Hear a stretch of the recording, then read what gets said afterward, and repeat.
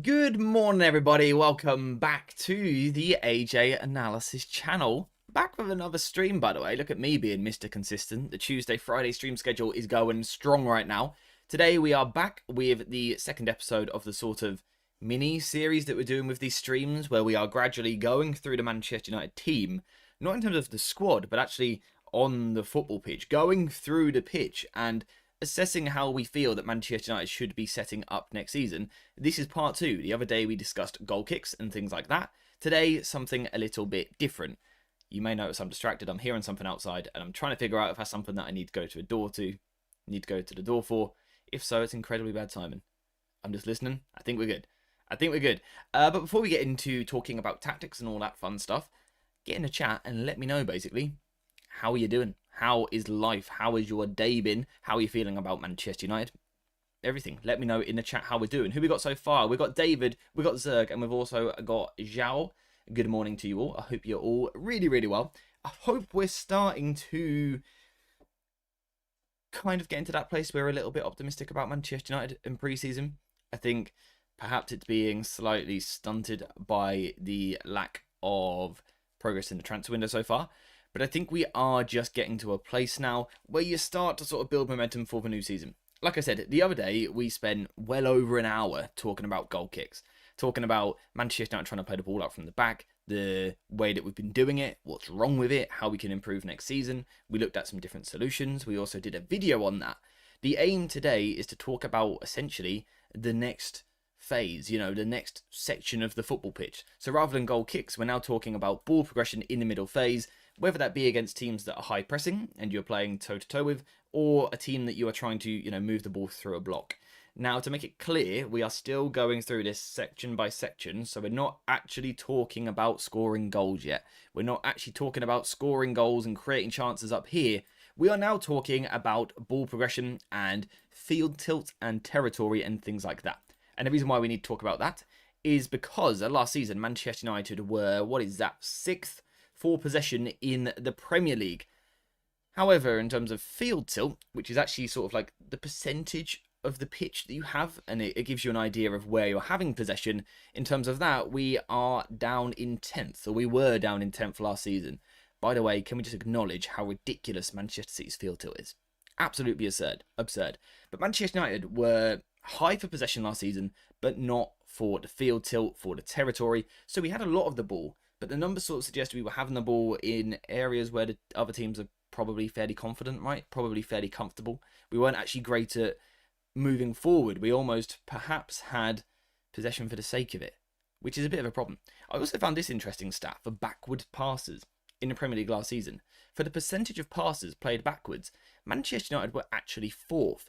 Now, that's not necessarily a reflection of a bad football team. For example, Man City are in fifth and they tend to do okay, don't they? But I thought that was rather interesting that United are in fourth in that position. And to be honest, I don't actually think it's that surprising, because how many times last season did we talk about the horseshoe of doom, right? Where we would pick the ball up one side and kind of get looped around the back, and then we'd have the ball over here, and then we'd sort of loop around the back, and here, oh, we can't go forward, we've got to loop around the back. That obviously involves a lot of backwards passes, so it's perhaps not too surprising to see numbers like this.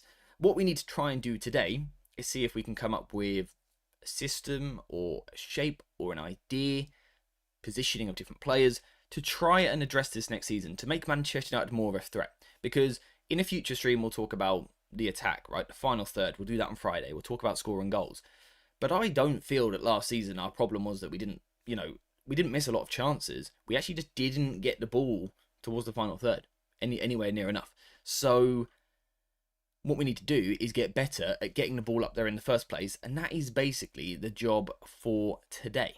So I'm going to be asking you guys for some help. We're going to talk about player positioning, and then eventually we're going to talk about actual Manchester United individuals that you would put into the team to sort of tick some of the boxes and fulfill some of the roles that we're looking for. That's the plan for today. Before we get into that, we've got a gifted membership from the legend that is David. David, thank you very much.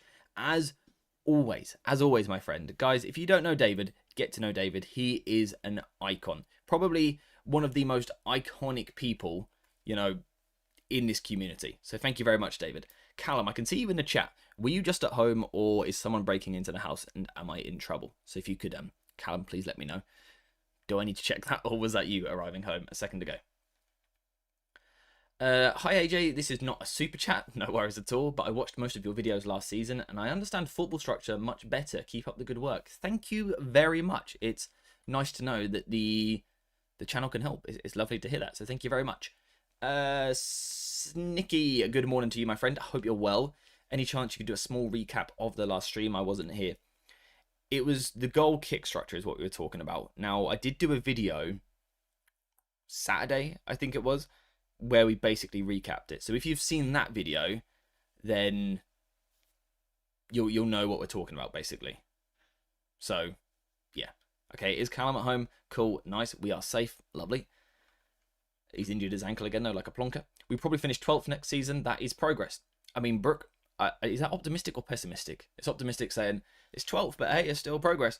But I personally think we can finish a lot higher.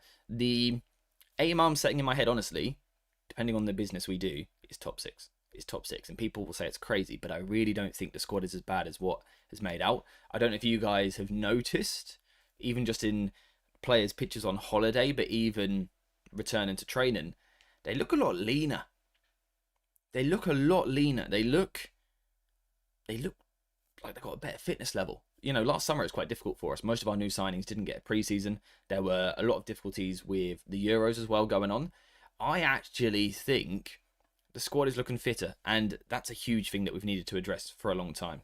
Top 6, I agree. Yeah, I just make it clear, I'm not predicting that we get top 6, but I think that should be the aim. That should be the target for the football club. You know, top 10 as a prediction or a target for Manchester United is unacceptable. You know, the aim should be top 6, and let's see if we can get there. Those Casemiro abs, yeah, Chris, you know, mate, you know. We can finish a lot higher if we get some damn business done. Completely agree. Completely agree. Anyway, let's talk about it then. Let's talk about the structure and talk about Manchester United last season, what the problem was, and actually more of a solution. And I'm kind of looking to you guys for this one a little bit, because I said it all last season. It's kind of become a thing now, the horseshoe of doom. I don't know if it's our term at this point, but it's a problem that Manchester United had last season. And to tell the truth, it is a bit of an issue with the back 3 system. We do see it with a lot of teams that play in this shape. That because of the positioning of the wing backs, you can quite easily get trapped in going around the back. I kind of first used the term the horseshoe of doom when Thomas Tuchel was in charge of Chelsea and he came in and used the back 3. And sometimes they would pass to the wing back. And because you don't always naturally have a winger up the line here who you can pass to, you do get forced backwards, and that's when you go round. So that horseshoe shape that we're talking about is the left wing back to the left centre back to the centre back to the right centre back to the right wing back. And that is a problem that, you know, United had last season. What can you guys think of in terms of solution? Because realistically, we aren't going to leave the 3-4-3 or the 3-4-3, you know, like the base shape. We're not going to leave that. Amorim isn't going to move away from it. So what is the best way for us to make a change here? How can we make ourselves more progressive? Is it using different profiles of centre-back in the back 3? Is it changing the positioning of the back 3? For example, what we saw at times last season is the centre-backs would split really wide, and that allows the wing-backs to move further forward. Suddenly we lose our horseshoe, because the left centre-back in the wide position now has a forward pass, whereas previously the wing-back didn't. So, you know, that is one option. We saw last season at times a central midfielder. Sometimes Bruno would drop into this position. That's something we need to look at. I think the other thing we have to consider as well, though, is central progression, because just quite frankly, we didn't see it enough last season. Anytime we did move the ball forward, it came in wider areas. It would be nice if we could improve in the centre of the pitch as well. So there is a lot to talk about, and I do want to hear you guys, you know, your thoughts, your ideas. I want you to help me with this. That's the aim of these streams. I say it all the time, right? In videos, you've got to sit and listen to me, unfortunately. I feel sorry for you guys. But in videos, you've got to listen to me giving my thoughts, my opinions. I like to use these live streams as the chance for you guys to put some input back. You guys can kind of voice your ideas a little bit more, and we can try and visualize it on the screen. So that is the plan for today. I'm not Ruben Amorim out, but Man United should have never got him, as he has a specific system which will take specific players. I do see that, and I think that's actually quite a mature way of looking at it. I'm not necessarily Amorim out, but perhaps in hindsight we should have gone for someone different. I think that's a good way of looking at it. Callum, rest in peace the ankle, my friend. Ice it. and I'm going to beat you up.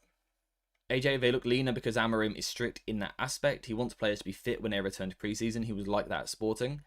Yeah, I want to do a video at some point looking at kind of what we can expect in preseason. This was Steve's idea, to have a sort of a brief look at perhaps Amorim's time with Sporting and how his preseasons went there. How different was his second preseason to his first one? How many different players were in the squad? You know, was there a mass turnaround? Were the shapes different? What did he focus on? Was it intensity or was it shape? So we have more of an idea of what we can expect from the coming weeks, because I really do want to go in depth with the coverage of preseason this year, because it's one of my favourite times of the year, weirdly enough, even though it's sometimes slightly boring football. It's why I like the 2-4-2-3. Yeah, Corey, I like that as well for the first phase. I think in the second phase it's a bit more tricky, obviously, to get your goalkeeper up involved in the build-up. So the way I personally word it, and I don't know if other people do, they may use different terminology. I talk about the goal when the goalkeeper's got the ball. I'm talking about play out from the back through the press. When I'm talking about build up, I actually personally see that as more this position, because now you've got the ball and you're trying to sort of build up momentum through the pitch. So that's why I word it in that way. That's the phase. That's the area where United need to improve next, because there were too many games last season where we couldn't get the ball forward. We've seen already that we had possession last season. We were in the top 6, but in terms of field tilt, we were down in 10th. And some of the reason for that was because we did play quite a lot of backward passes. So we need to try and stop that if we can. We need to make some tweaks. Is it positioning of players? Is it starting positions? Is it movement during play? So Steve said there about the midfielders need to move more. There needs to be more double movements in the centre. I completely agree. Brighton under De Zerbi a few years ago were excellent at doing that. Of course, some of it will also be new players. Please. Give this man some new players. Please. So that is something to consider as well. The other thing to consider is the shape of other teams in the Premier League and what they use. Perhaps we can use them as a bit of a sample, and I will show you one in just a second. I just quickly want to say good morning to Alex, because Alex, I haven't seen you in a live stream in a while, my friend, but it's good to see you. I hope life has been treating you well. How are you feeling about United and the lack of business so far, the lack of activity, the lack of action? It's a bit sad, but also I'm still optimistic that I think we will get some good players through the door, and I do think we'll be a better team next season. Anyway, let's look at what some other teams do in the Premier League. I have got the top 4 in the league last season, which was Liverpool, City, Arsenal, Chelsea. I believe in that order. Again, we're not looking at their goal kick structure. We're not talking about their attacking final third structure. We're talking about their middle phase structure. And let me just really make that clear, because it almost isn't spoken about enough. We just talk about a team in possession. They're in possession shape. This is what they use. But it does need to be broken down more than that. Because, for example, what a team does here around the halfway line when you're trying to progress the ball isn't necessarily the same as when you have the ball here and you're trying to score a goal. They are different things. They are different shapes. They are different ideas. And actually, a couple of the teams we're going to look at sort of prove that. Start off with Manchester City this season, actually, in the Club World Cup, what they seem to be doing. This is the sort of shape that they are using when they are trying to build up possession. So at the moment, they're kind of moving away from the recent football meta, right? So you've got 2 centre-backs. You've then got 3 central midfielders kind of forming that next line. The full-backs are going really high. The wingers are coming inside, and then they've got the striker up front in a sort of 4-3-3 shape that then turns into this. Now, again, to clarify the difference to what they do in the attack, when they then attack in the final third and actually want to score a goal, the wingers then go back out wide. So that is the proof of the difference.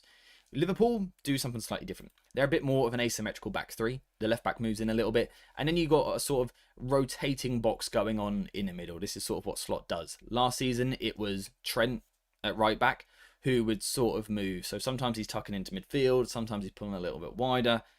That's sort of what Liverpool were doing. So it's a bit closer to the idea of the meta and actually what is happening in football right now.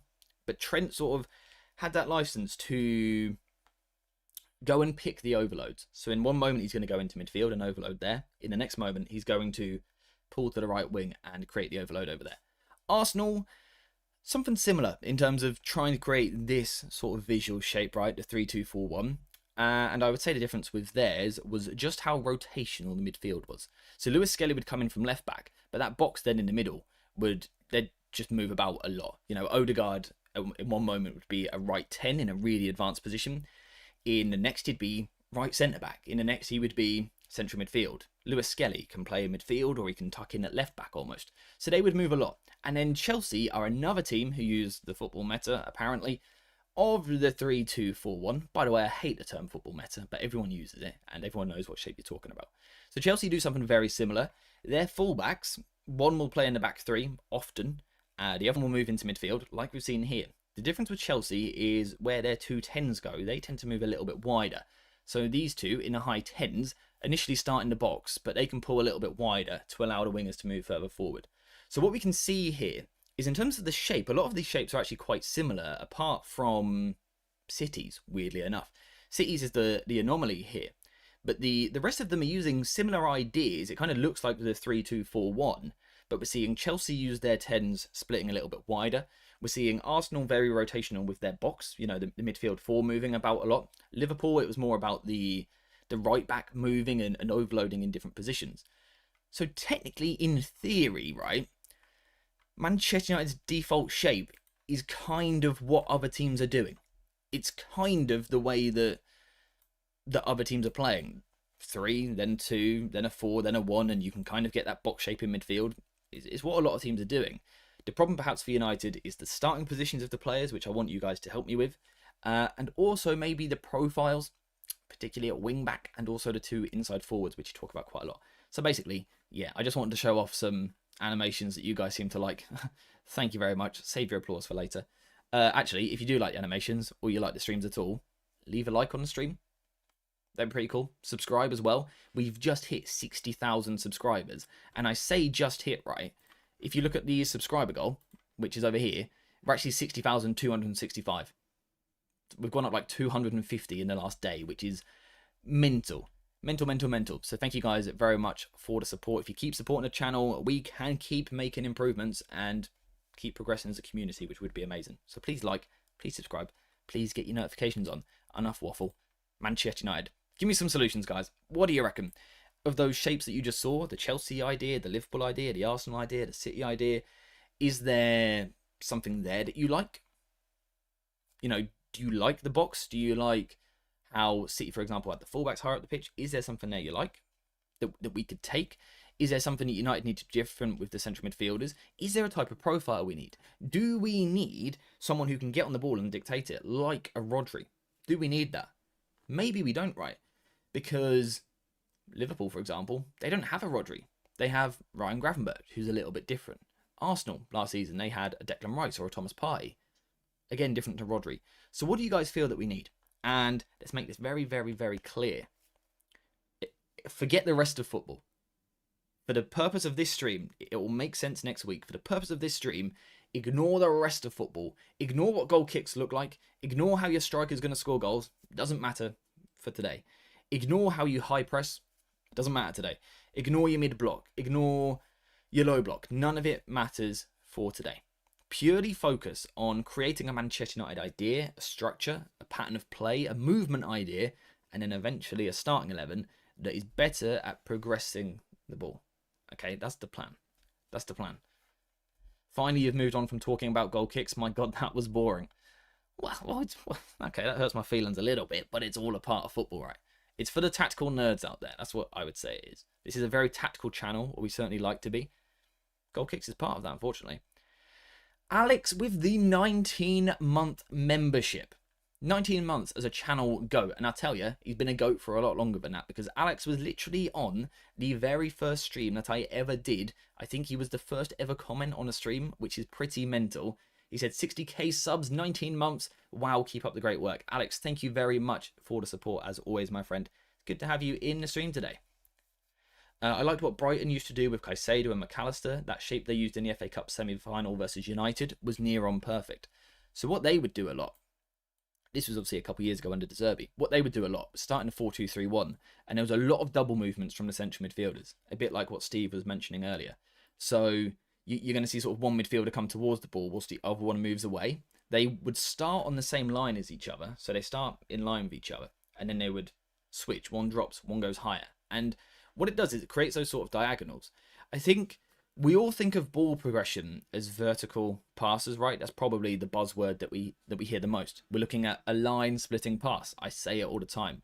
A player playing the ball through the line. So let's say this position here into this position here. We're talking about splitting that opposition line. We all love that.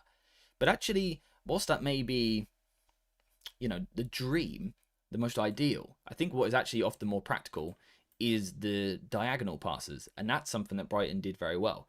They would wait for this player to come in away from this guy and then progress it diagonally. So if you're talking about that Brighton idea, I definitely think that's something that we could look at. And yeah, it's incredibly difficult to press against. You're spot on. We've also got Alex with a gifted membership as well. Alex, thank you very much. But it's gone to Chad. Revoke it. Cancel it. Disgusting behaviour. YouTube knows what it's doing. It's all rigged. It's all rigged. But Alex, thank you very much. And Chad, enjoy your membership, mate. High and wide wingbacks who are willing to swap positions with the 10s is ideal. Possibly even with a right and a left footer on both sides. So you saying on the right, you'd have maybe your wingback's left-footed, your inside forward is right-footed, for example.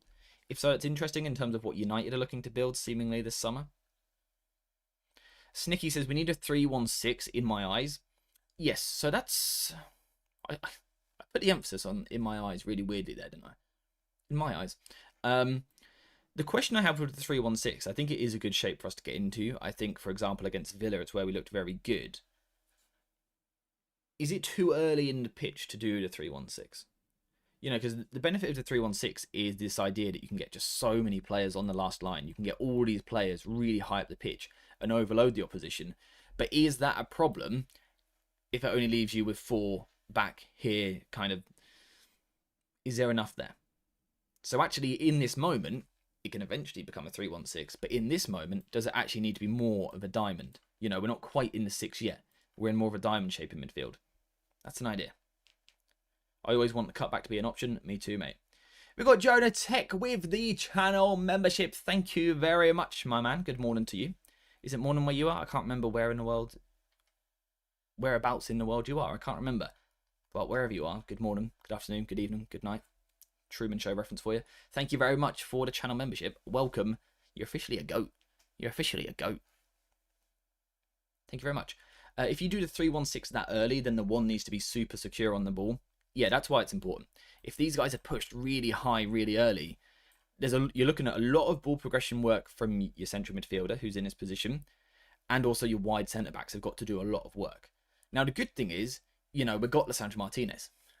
Well, we will when he's fit. He's pretty good at progressing the ball, right? We've got Luke Shaw, if he can stay fit. He's pretty good. We've got Mazraoui, we've got Yoro. These are all good ball progressors, but we can only ask so much from them. So I think it's, for me personally, a bit early in the pitch for the 3-1-6. Why am I struggling to say 3? 3 today. The diamond? Possibly. Possibly. You've got a midfield overload. I've seen a couple of shouts for the 3-5-2 as well. The question I want to ask you guys, again, the stream is all about you guys. Why? So I see a 3-5-2. What is it about the 3-5-2 that you think would help United? What is it about the diamond in the middle that you think would help United? Why is it that you want to see that? What's the benefit of doing it? And that's not rhetorical, I'm not questioning your idea. I actually would love to hear your thoughts. I was evening for you in Sydney. Well, welcome to the stream, my friend. Have a good evening. Yoro's carrying was very good towards the end of the season. I think Yoro's ball carrying, I think his ball playing in general could be so good at some point. So good. He's not there yet. He's good already. I think he could be great at it, which is an exciting prospect. I think what we're going to see with Yoro, providing he can stay fit, touch wood, I think if he can stay fit, we're going to see Yoro just go from strength to strength, because you think last year what we saw eventually was pretty good, right? And that was someone who had injury problems in the messiest football team I've ever seen, and also in his settling in season where he's in a new environment. Imagine him settled at Old Trafford. Imagine him used to this, and the team around him is better as well.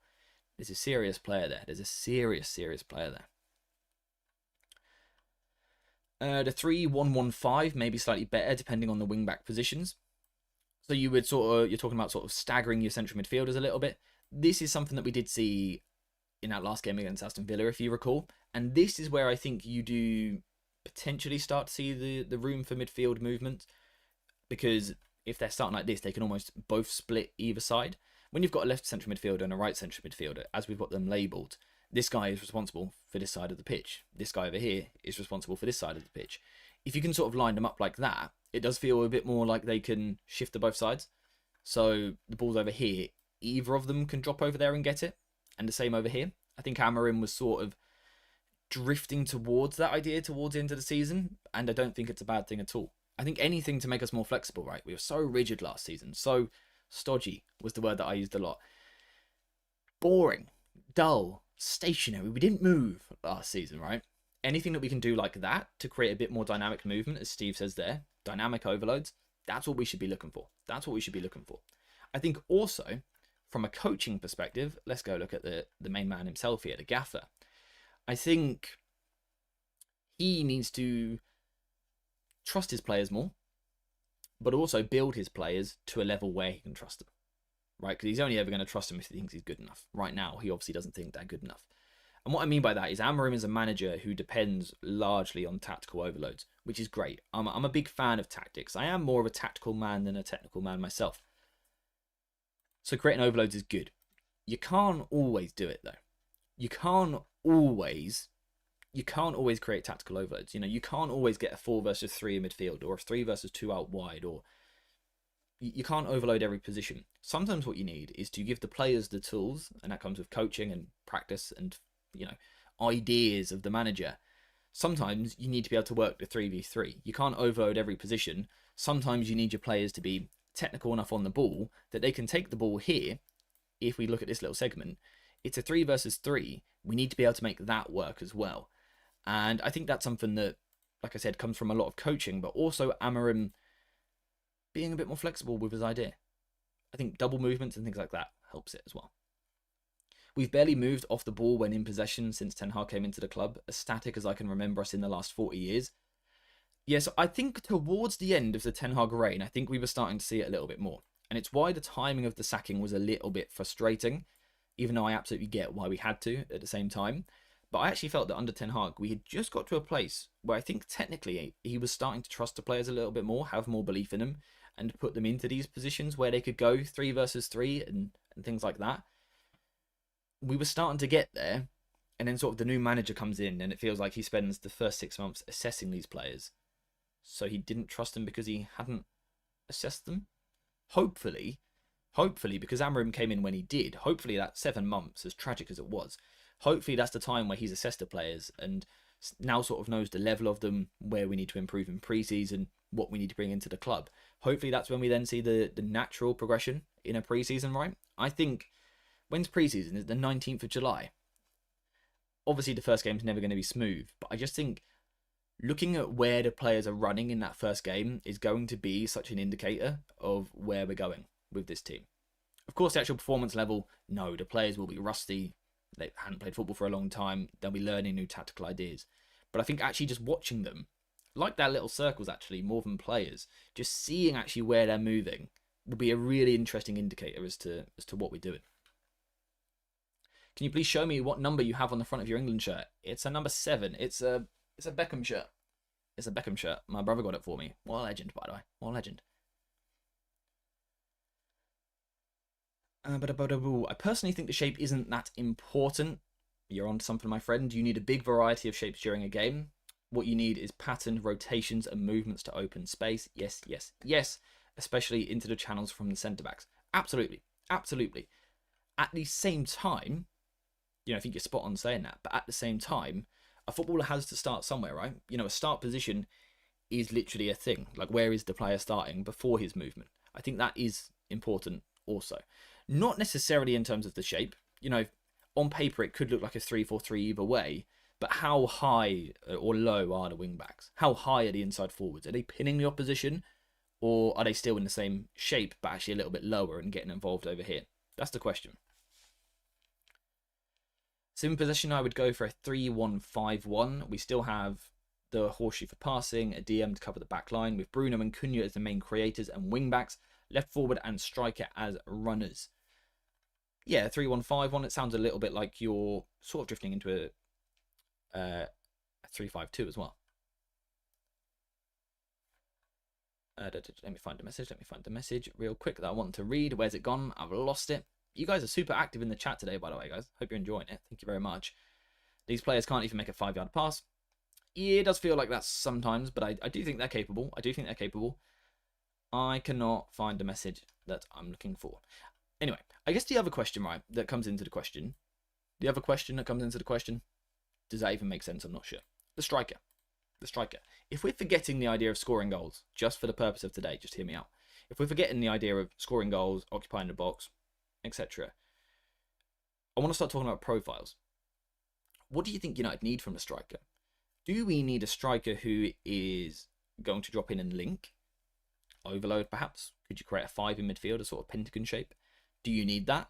Or do you actually need someone who's going to stretch the other way a little bit more, to take the opposition back? Because that movement, even if they're not touching the ball, can aid ball progression. It's the same with the inside forwards. Do we want these guys being players that are going to come towards the ball? So if we just go back to Chelsea real quick, the Chelsea shape, where the 2 10s were then dropping outside, so they start in the box and then drop outside. Is that what we want from our 10s? Or do we think actually they should start more centrally? Or is it more asymmetrical with one of them high, one of them low? I think the starting position is as important as anything. More important than the actual shape, the label it gets given. Can we use a wing back to come into midfield, pass and go through the press? Do you mean literally drifting into midfield, or do you mean like passing inside and then going?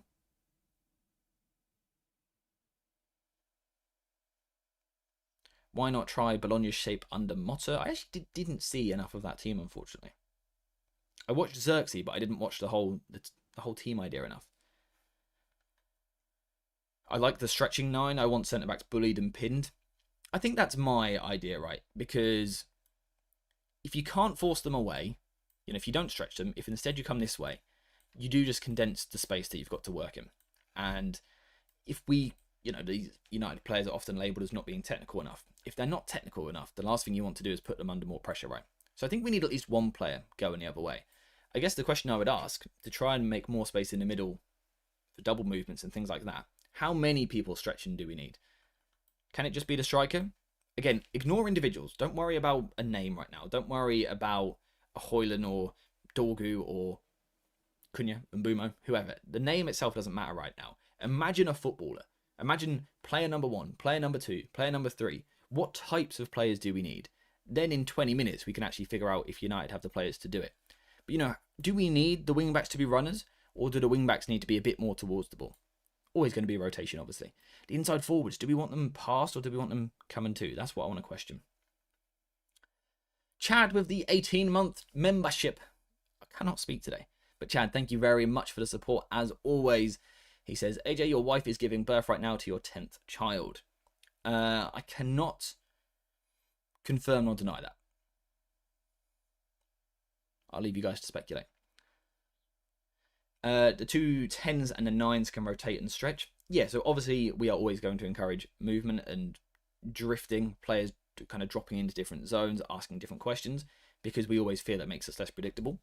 I think if we're talking about, for example, people have mentioned double movements in midfield. If you want to make a double movement, you need the space to move into and then out of. That space is only there if there's people running away, that the people stretching the opposition to make that space to double move into. I think we have to consider that as well. For example, if the right forward starts really deep and the left forward also starts really deep, is there now actually enough room for the central midfielders to do those double movements? So again, it's not about the formation. The 3-4-3 can look like so many different things. It's about where they're starting and the types of players we want in those positions. Could the 10s be channel runners if needed? I absolutely think they can. I absolutely think they could be. Again, if we're ignoring literal personnel, forget about a Cunha or an Mbumo or an Ahmad or Garnacho still at the club. Ignore personnel. Talk about a profile. I think they could be runners. At that point, you probably would want your striker to be more of a false 9 who would drop off a little bit more to give you that extra number in midfield. But you could imagine, right, if these two started here, if they're going to be running in behind a lot, the questions that would ask of the centre-backs, and if they're being distracted, is that when your striker can then come in? It's the question. Oh yeah, David, you are spot on, mate. I haven't done my little plug today. Linked at the top of the chat, you will see a message from the man himself, David. What a legend. Make sure to say thank you to David. Within that message, there are 2 links. One is a link to our Discord server, completely free to join. Lots of people waffling about football. Check it out. Check it out. You will also see a link to our second channel, which is still football analysis. It's still me, but it's not Manchester United. It's Nottingham Forest. It's Newcastle. It's Barcelona. It's Real Madrid. It's Juventus. Whatever. Talking about loads of different teams. So if you are someone who not only loves United, but also just loves football, loves talking about football, please could you check out the second channel and also subscribe whilst you're over there, because I really want that channel to grow by the World Cup, because I want to be able to go big on World Cup content next year, but I don't want to do it on this channel because this channel is now a United channel pretty much. So yeah, check out the second channel and drop a subscribe, drop a like on a video as well, perhaps. It'd be very, very appreciated. Yeah, by the way, guys, any repeated messages, I'm just not going to read them. I'll be honest with you. Not going to read them. Don't spam. Amorim's tactics is a space game. We need an intelligent striker whose movement is flawless and can stretch the opponent with his movement to open up space. As I said, it's a space game. Yeah, exactly. That's what I'm talking about. If we're trying to create space in midfield, then we do need others that can make that initial space. So, am I getting the impression that we think what we ideally need from our striker in this phase of the pitch to progress the ball is not necessarily someone who's going to come deep and get loads of touches of the ball, or even be a target man as such in this position, not even a backboard, but someone who's going to stretch a little bit more? Is that what we're looking for? If so, I'm happy to agree with that. Happy to agree with that. Let's go deeper. Let's talk about the back 3. What do we need here? What do we need here? Do we need a central centre-back who slows the game down and manages, is sort of the player you go to? He's very safe. He just protects the ball. Or do we want the middle centre-back to be the one who actually takes more risks on the ball, speeds it up a little bit, tries to play through the lines, tries to play a lot of switches, for example? Or do you prefer that from the wider centre-backs? These are things we need to talk about. The central midfielders, what do you want from them? What do you want from them in terms of their starting position, where they're moving, but also their habits, their instincts as a player? Cobby, for example, I think someday will be a capable passer. I think that will happen because I think he'll develop. But I think his instinct as a player will always be to dribble and carry. Is that the sort of thing we want somewhere in midfield? Do we want a ball carrier in the centre of the park? Yes or no? Do we want a central midfielder next to that ball carrier who is another ball carrier, or actually someone who is incredibly progressive with their passing, or actually someone who is a very safe passer who just knocks it sideways a lot? Because they're 3 very different profiles. What do we want? What do you want from your 10s? What do you want from your wing-backs? Where do you want them to be? We need 3 in the back that can pass forward and take more risks. Do you think it's important, Chris, for all 3 of them to do that? Or just for, say, just the outside ones or just the middle one? Do you think we need it from all 3? Because constructing a back 3 that can all progress is quite difficult. But it's possible. I want a central centre-back capable of that, but I'd rather the wide centre-backs do the line-breaking passing, and the central centre-back only if there's a really good passing option, or we're desperately in need. Yeah, so that's useful. In terms of if we're trying to create a profile in our head of what we want this team to be, you're suggesting this one doesn't necessarily have to be the most expansive passer in the world. You'd prefer the wider 2 who are a bit more progressive, and this guy's kind of your safe point. That's good. That's a step in the right direction, figuring out what we need. I think at middle centre-back, we need someone who can play passes diagonally as well. I agree with that. I do like the idea, because I think sometimes this one can get a bit of time, particularly if a striker for the opposition goes almost chasing by themselves sometimes. I think Maguire last season, the amount of times he had time on the ball, same for De Ligt. Being able to utilise the switch, the diagonal, would be quite useful. Okay, so I'm just trying to picture the profiles we're kind of listing here. So we're thinking a central centre-back that is good on the ball, perhaps more rangy passing, rather than necessarily always punching through the lines. We're talking about wide centre-backs that are progressive. When you say progressive, are you talking about progressive passing, line breakers, or are you talking about those who want to carry as well?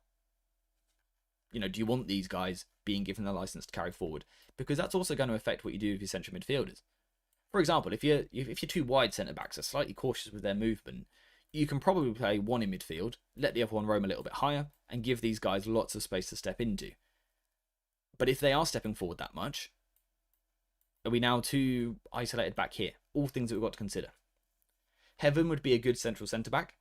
Yeah, and this is where in today's conversation I agree. In the grand scheme of things, I disagree. You know, for today, the idea of progressing the ball, I think he would be a good middle centre-back because I think he's comfortable, a good progressive passer. Off the ball, I have concerns about his box defence and things like that at his current age. But yeah, if today we're purely focusing on ball progression, then yeah, he probably is a good shout for that position. Let's get back to the midfield. What do we want in there? What do we want in there? I want the central players basically to bait presses and play wall passes to progressive passers or carriers. So you don't necessarily want your two in the middle, Steve, driving, carrying, taking people on. You want them a bit more in the mould of the Brighton midfielders from a few years ago, where you give them the ball here. For example, let's say you got this player here, right? Central centre-back, you go into him, and then you pop it there. Because if you just pass straight to this guy, it's very easy for this player to come over and deal with it. Whereas if you break the line initially, he comes over, then you bounce it back with the first time pass, the wall pass, that's when you've then got more space to carry into. So I see exactly what you're saying. Finding someone at Lich's level would be next to impossible without spending big, but we do need his ability on the ball. We do. I do have concerns about him defensively, Lissandro, but on the ball, I still think he's maybe the very best ball-playing centre-back in the world. He's certainly right up there. I think he's so good. So good. A Rios profile would do us wonders, offers a complete range of options in the middle. I don't know if I'm not convinced by him as an individual, but I think the profile in the squad, yeah. Yes, specifically in this phase, I want the bounce passes. They can do more later. Nice, I agree with that. I like it. I do just want to go back to a comment earlier from Lewis saying, sorry if someone's already asked, I only just joined. What do we think about Ollie Watkins? I'm a fan. I'm a big fan of Ollie Watkins if the price is right. I wouldn't go over 40 million, but 40 million for 3 seasons of Ollie Watkins, I think would be good, and I think he'd complement what we've already got. So I'm a fan of the Watkins deal if the price is good. If it's not, are we going to have to wait another summer for a striker? Possibly, which isn't ideal. So, anyway, what we've got so far, I think, in terms of if we're trying to build profiles and trying to visualize it, we're talking about a central centre-back who can play on the ball, not necessarily be someone who's going to dribble out from the back, not necessarily someone who's going to line split all day long in this phase, but someone who can play the longer range game and is sort of a safe option for us on the ball. I like it. For the wider centre-back roles, you guys want ball progression. You want players that can carry the ball forward, but also line break as well. From the central midfielders, I think I'm seeing more of an emphasis in this phase, on passing. Of course, a little bit of ball carrying as well, but I think I'm seeing a greater emphasis on simpler passing to almost unlock the ball carrying of the 10s with the striker stretching and the wing backs higher. Is that sort of what we're getting at here? I think we need to discuss the depth of the wing-backs. I think we need to discuss that because I think once we get into the final third, I think the wing-backs are useful for us because it allows us to get extra players across the front line, really stretch the pitch. In this phase, I don't know that we use them to their maximum capacity because in this phase, they don't really stretch the opposition, but I'm not sure that currently they bring an awful lot to build up, to actually helping us progress the ball. What do we think we can do with the wing backs to make them better in this phase? Is it a case of giving them a license to interchange more with the inside forward? Is it pushing them further forward earlier? If we're going to do that, then there's more responsibility on the central midfielders, of course. What do we think is the best way to get more out of the wing backs in this phase? Like I said, further up the pitch I think is quite easy. We'll cover that on Friday. Today is purely ball progression, trying to move through the pitch. What do we reckon? Amorim will look to overload the flanks this year. The wing-backs will vary between cutting in or holding the width. Yeah, so if we're looking to overload the flanks, then obviously we would initially want the wing-backs wide. That would hint towards wider inside forwards. You know, rather than two necessarily playing off the striker, for example. That would hint at slightly wider options. Are we looking at that? Are we looking at that Chelsea shape a little bit more again? Look at the 10 and the right central midfielder here. I'm trying to think, if that would be two inside forwards for United. Who could that be? Cunha? Does that suit Mbumo on the right to play there? Or not? I did see a suggestion earlier of the 3-5-2, and I think it's an interesting idea. Something more like this, perhaps. But again, what we've got to look at is if United were to use this shape, what's the benefit of it? It's easy to say we should use the 3-5-2, but why? What do we actually get from doing this? The wider centre-backs potentially have more room to step, I would argue, with less central midfielders. Or less deep midfielders. Solo pivot, 2 wider centre-backs that are sort of given the licence to step. I don't think that's a bad idea at all. Let's just reset the opposition. Just trying to picture it all. Could we still create our wide overloads, or do we now not have enough? You know, would the strikers be responsible suddenly for being in the channel a lot? What do we reckon?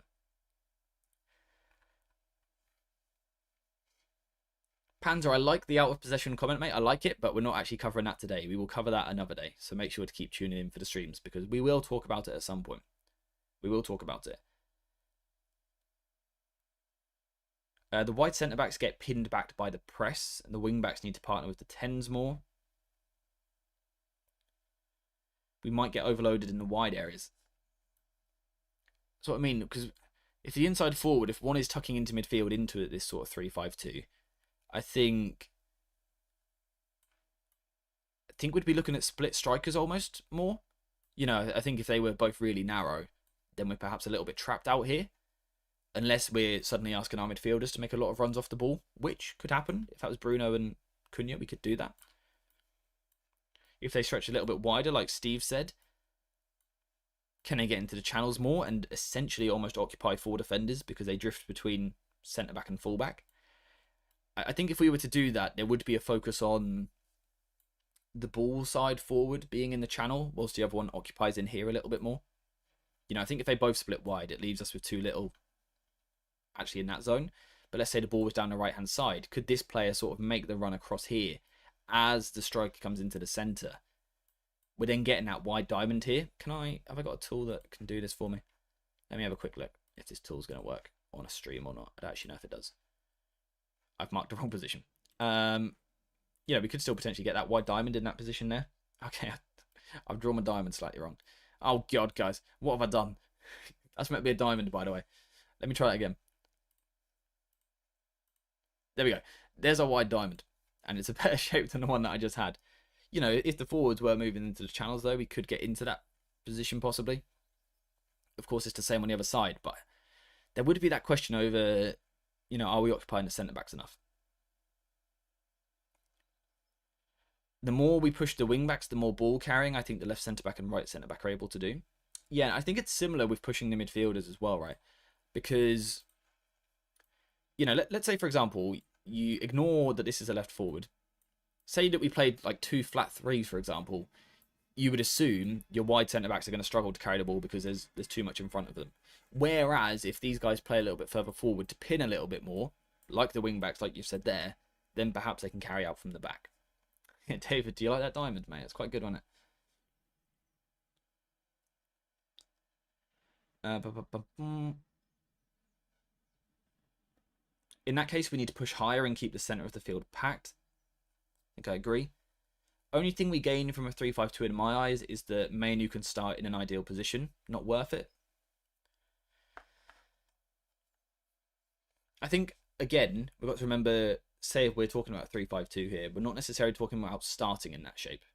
Again, on paper, whatever that means, it could still be the 3-4-3. It could still be that shape, and you just rotate Cunha in and Bruno around, for example. Possibly. All right, what I want to do...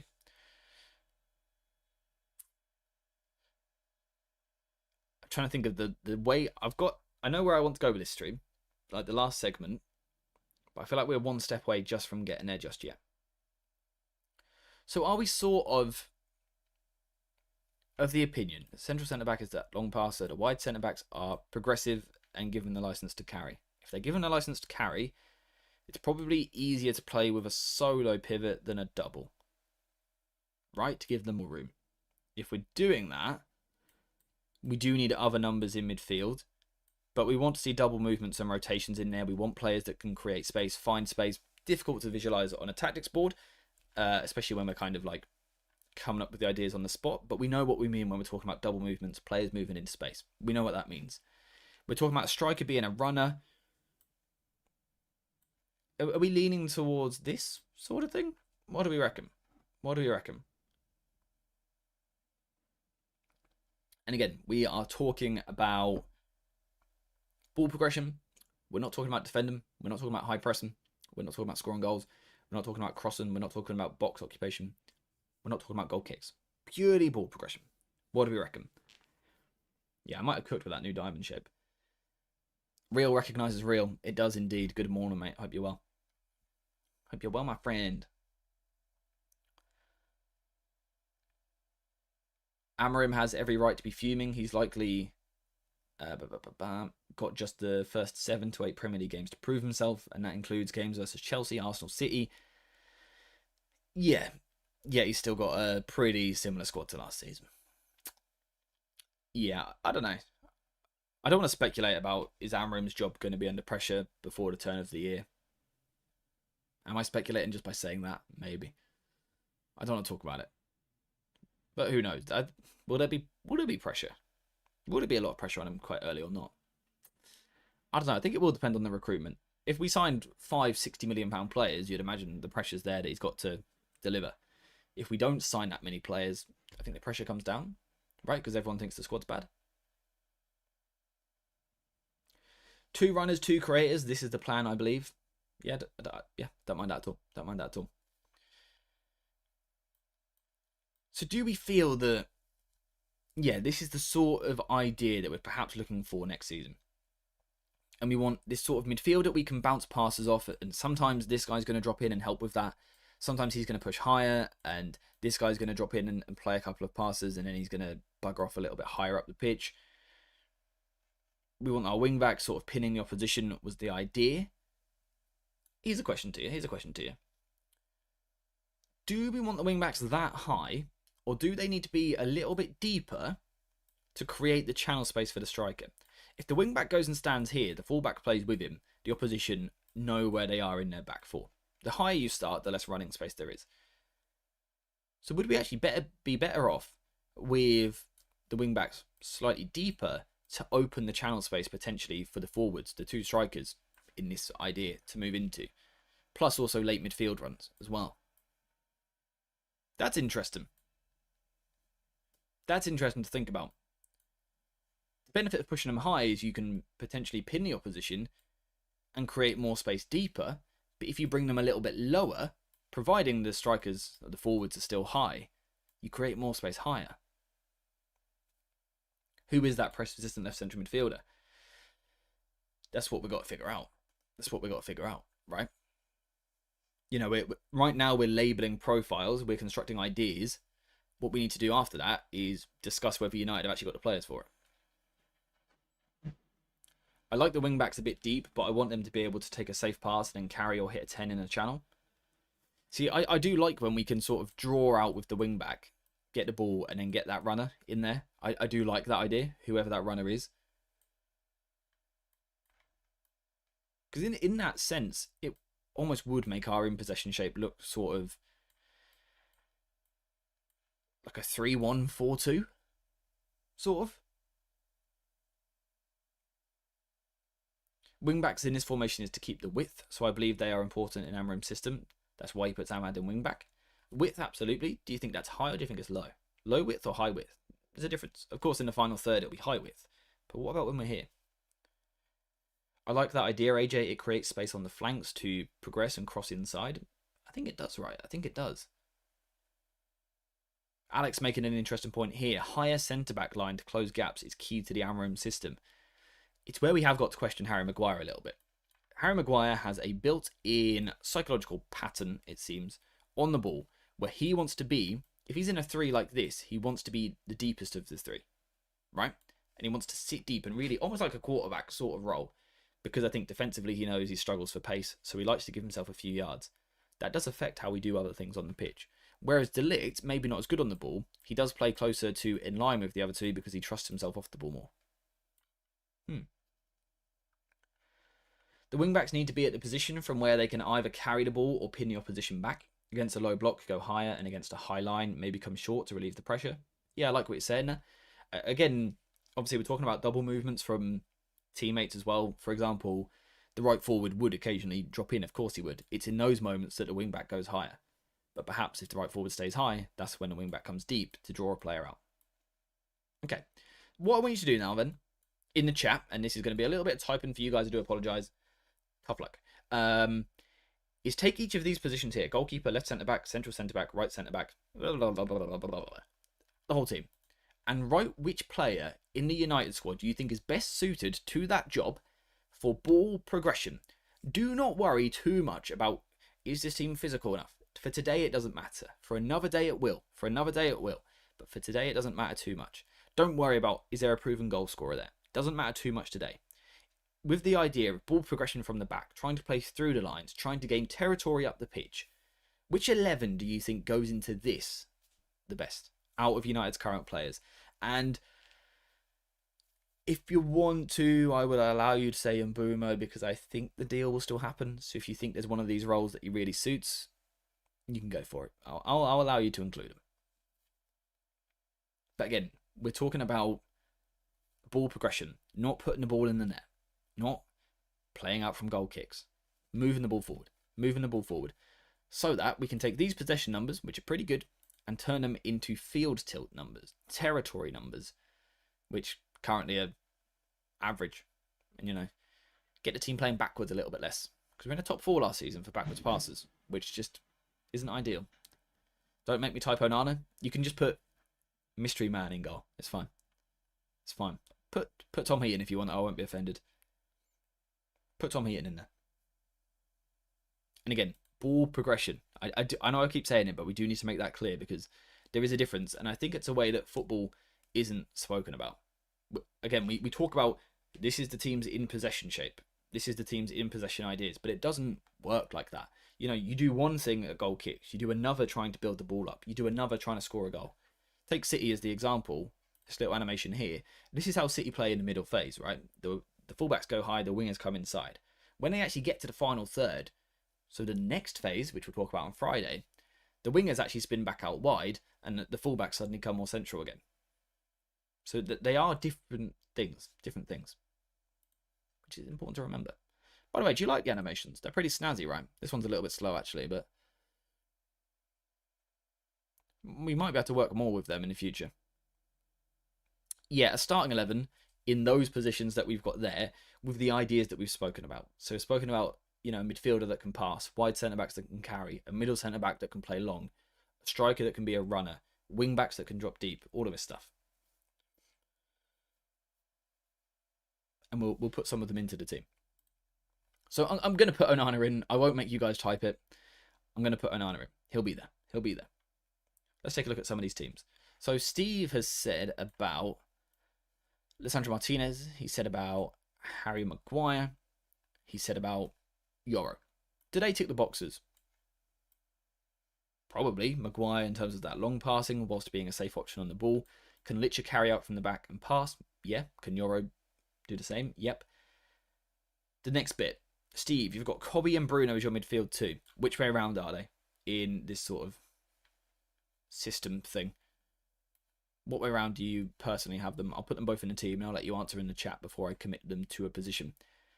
Who are your wing-backs you're going for? You're going for Dorgu and Ahmad. Steve. If you just made a starting 11 without Dallo, and if so, do you need to get to hospital, mate? And your front three, sorry. I've lost. Yeah, I'll put myself in goal, don't worry, guys. And Mbeumo, Cunha, Højlund. Yep. Okay, so Højlund and Mbeumo, if he signs, he better sign after all this, by the way. If not, I'm going to cry kick someone off this planet. Kobe deep. I would love to see Kobe add that sort of bounce passing element to his game a little bit more. That would be really nice to see. And again, by the way, this team is going to look a little bit off balance. This team is going to look like it maybe can't defend set pieces or can't stop transitions. It's not the conversation for today. Don't worry. We're cooking. Just trust the process. God, I sound like Arteta. But yeah, next week it'll make a bit more sense. We're slowly building to the final stream to figure out actually how everything ties in together. False one. Is that the is that the new description for our goalkeeper? False one. If so, it's kind of quality. Or is it quality, or should we stand by our players? No, it's quality. Any local lad with gloves on, yeah, just chuck someone in net. Someone that can do a job. Right, so in goal, we've got Comma. We've got Licher left centre-back for progressive passes. Delict for the middle centre-back for the higher line. Right centre-back Yoro for the carrying and the passing. You've got Dorgu and Ahmad as your wing-backs. Bruno and Casemiro as your midfielders. Casemiro is an interesting shout for this position because he does have that longer range passing ability, a bit like the middle centre-back, to sort of switch out a lot. I wonder how much that changes depending on how high this centre-back is, how that has an effect on the pivot, the solo pivot. I wonder what impact that has. Does Casemiro have the energy these days, do we think? Genuine question. To sort of play in that midfield where they drop out and drop in. So one moment he comes in and plays a 1-2, then he drifts away so Bruno can come in, and then he drifts back in. I wonder if he's got the mobility for that. Cunha is a left 10, I think. Yeah, and of course, as we get to the final third, which we'll talk about on Friday, we will see him move up there a little bit more. Get John O'Shea back in goal. It's not a bad shout. I don't see Højlund fitting in it. In terms of quality or profile, because in profile, if we're talking about a channel runner, that is where his strengths are.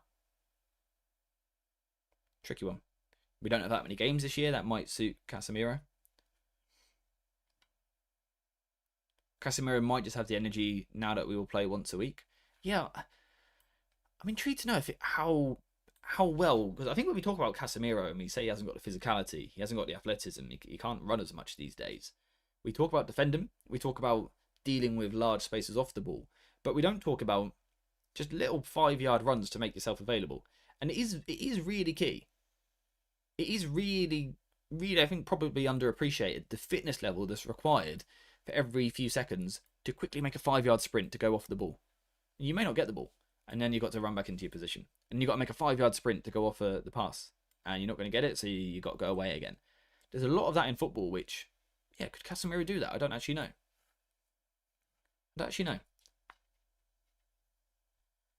Bruno as a 10, Cunha and Højlund as the two strikers.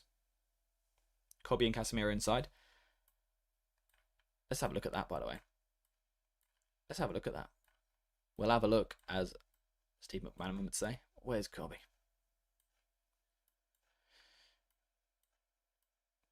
Is that what you're talking about? No, let's move that the other way around. No, let's move it the other way around. Like that.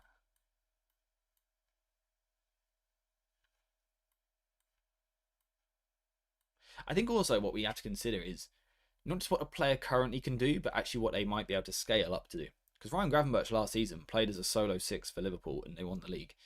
And he's not a solo 6 in my opinion. Or certainly prior to last season he wasn't. He's a box-to-box midfielder who, you know, positionally a bit like Kobe would want to get into the left half space, get involved in the final third. Suddenly last season he played as the deepest midfielder because he could protect the ball very well. We've got to think about how players can scale up as well. It's interesting to think about. Mazraoui is a 10. True, forgot about that.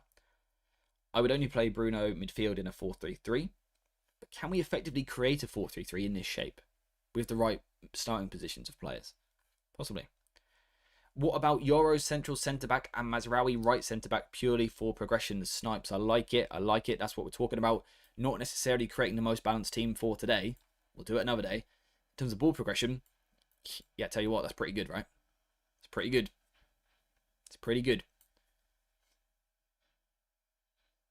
We need a left-footed central midfielder. Different angles. Still a type, yeah, or an Adam Morton. I think that's a fair point. I love that we're getting players that can play different formations and positions. Yeah, it's about, I think what it is, right? More than formations, it's about looking at a footballer, looking at what their habits are, looking at their instincts, the way they want to play.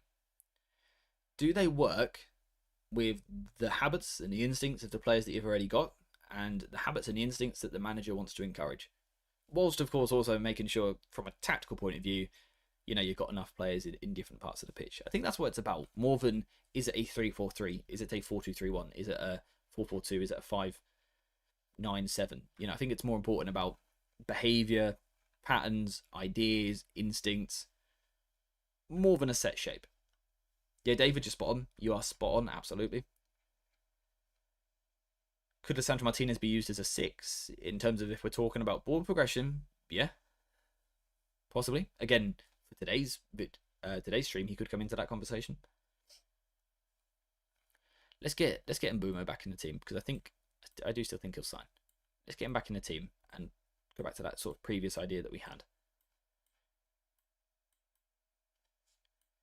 Because physicality isn't necessarily size, it's intensity. I'm trying to think about if Kobe could play this sort of role. If you remember his debut against Everton, spent a lot of time in his position in that game. Played very, very well. Very well. It all makes you think. It all makes you think. And that's what we're trying to do with this sort of mini-series. Have conversations about United in a different way. Rather than just, it's a 3-4-3, on the ball and off the ball. It's what we do. Have different conversations up the pitch. Through the pitch. Talk about different ideas. Like I said, on Friday, we'll be live again, 11 a.m. Get notifications on. Talking about the next stage, the final third. Creating chances, scoring goals. The best 11 to score goals at United. The best 11 to progress the ball into the final third. To create chances, to interchange, to take people on, to cross. That will all be in a few days. Kobe's muscled up a little bit. He might be more explosive now. The conditioning of the squad does look good. It does look good. Or just, sorry, not the conditioning. They look lean. A lot of them. They look pretty light on their feet, which is a good sign. We've felt a bit heavy for a few years now. And not even like a weight thing. We look lean. We look lean. That's all I really need to say, to be honest. Anyway, essentially, right, what the plan is to do with these streams. We've done the goal kicks the other day. We've done this today. Friday will be final third and attacking. The idea is next week we'll then do a fourth stream where we figured out basically what we want to do in the first phase in terms of shape and player approach. Same in the middle third today. Final third on Friday. We're going to bring all that together. Talk about, is it possible to actually combine that into one team? Is it possible to make a team that can do everything through the pitch? And if so, do United have any of those players that can do that? And if we don't, are they on the market to then give us an actual, even clearer idea of what we really need this transfer window? Maybe we'll do a fifth stream actually looking at specific targets. If we finish it all and go, we haven't actually got a striker for this system and we want this type of striker, then we'll try and find that. We need this type of midfielder. We haven't currently got it. We'll try and find that type of midfielder. So this might extend into a 5 midfielders, a 5 stream series. We'll see. We'll see. The striker and the right forward should stretch the opposition centre-backs, creating space for the 10s to progress forward into the final third. I think Højlund and Mbumo fit those roles. Yeah, and again, that's where it's key. Profile-wise, they do. Højlund does. Quality? Different question. But profile, which we're focusing on right now, he does. Mazraoui could play as a 6. He can tackle. He's got legs. He can pass centrally. He can progress. There's a discussion to be had there. Collier could be in contention. He is not playing back to goal, in my opinion. He wants to move the ball forward. I quite like Collier. I think there's something there to work with. All the signings needed preseason. What we've got to remember is so many of our signings from last year haven't had a preseason. Who is it? Was Yoro the only one who did? Xerxes didn't. Delict didn't. Mazraoui didn't. Ugarte didn't. Who else? Pretty much whoever we signed last summer, I think only one of them played a preseason. So we've got not only this year's signings like Cunha and Mbumo, if it happens, getting their first preseason with the club. Dorgu didn't have a preseason with us. Højlund hasn't had a full preseason with us yet because of injuries. First season he joined late. Second season he got injured in the first game. He hasn't had a full preseason yet. So there's actually a lot of players who haven't had their full preseason. Partly also because of international tournaments as well. So it's a good time for the club. As crazy as that sounds, it's a good time for Amorim to actually work with the players we've already got. Yes, we need signings. Absolutely, we need signings. I will push that message more than anyone. We need to sign new players. But we should see instant improvement because Amorim's going to have more time with the players that should be fitter and should be given the time to actually understand the system a bit more. And they can do more time training and working on ideas rather than, oh, we've got to recover because we just played a Europa League game and we've got to go again on Sunday. So the team should naturally improve there, which is why next season, particularly with the lack of games next season as well, even with 0 signings, there should be improvement. If there isn't, then you look at the manager and go, as a coach, as someone trying to improve players and get more from players and get your message across to players, you're failing. That's when you could make that assessment, I think. If we play any more preseason games on rubbish pitches, I may scream. Yeah, so I said earlier, I love preseason. I love the idea of it. I love getting excited for it. I love picking up new things from different teams. The injuries are a nightmare and they drive me insane. And the pitches, yeah, I wish they could be played like in Premier League stadiums. Can we just pick the stadiums up and take them across the world and put them into these different countries so different fans across the world still get to experience watching United live, but on better quality pitches that are better for the athletes? That would be nice to see. It's not going to happen though, because you can't really pick up a full stadium and move it. It's not very practical. Anyway, I think for today we are finished there. I think we've just about got to a place that I'm happy with, and Steve worded it best, unsurprisingly, because this whole concept is his idea. So make sure to say thank you to Steve in the chat. Thank you, Steve.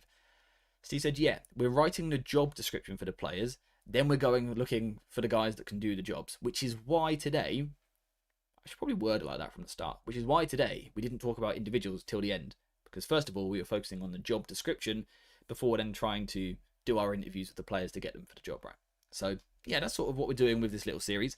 We'll be back on Friday with another stream going through the attack and trying to score more goals and things like that. We may do more. We may go into transitions and things like that at some point as well. We'll wait and see. We could cover defending. If you guys are interested in this series, we could cover defending. We shall see.